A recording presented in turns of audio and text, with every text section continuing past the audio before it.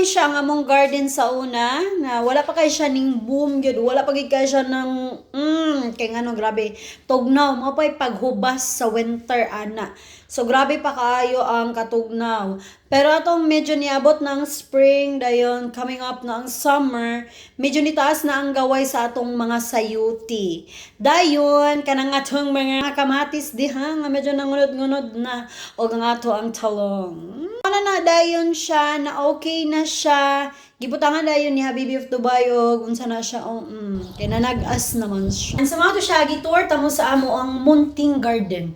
Masagbuton kayo kay nabisi ang mga persons, mga bot-botunon sa kalibutan mo. So medyo nagkagulo-gulo ang aming mga garden. Pero bisag nga na no, blessed gid gihapon kay ta kay nakita nato nga na siya unod og nakakauna gid nakapang-harvest na mga person. Nakautan na. So pakita lang ako sa inyo tulo sa among nakuha karon na harvest karon sa kinatawag nila nga courgette kundi sa Pinas mo siyang pamilya sa upo. Dayon ang iyang lami kay nay pagka-upo plus sayuti ingana. So mo ni siya ang ginatawag nila nga courgette or zucchini mura pamilya ambot ay basta kay courgette siya tawag diri sa New Zealand na yun.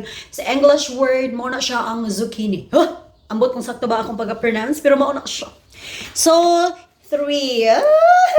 So happy na kay makakaon na tag dili frozen. Nakadautan na lang intang kinanhan ginato siya ibutang dito ipa. Pros ay utanon. So karon din na. Happy kayo mi ani ay. So ibutang sana ko balik no kami medyo bugat siya. Dayon. Mo to siya nakapangatag sa mga friendship. And also mga sasilingan no. Ayun. Katong mga sa kamatis nga inyong nakitaan sa akong video.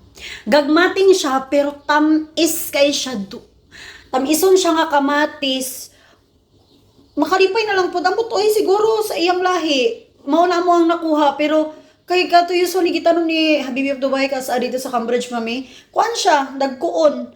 Pero kana siya kay gagmating pero tamis kaayo. Nami kay siya. Lipay na lang ka bahala nga nakagagmating at least na dili na kinahanglan pala itong 1 kilo sa kamatis.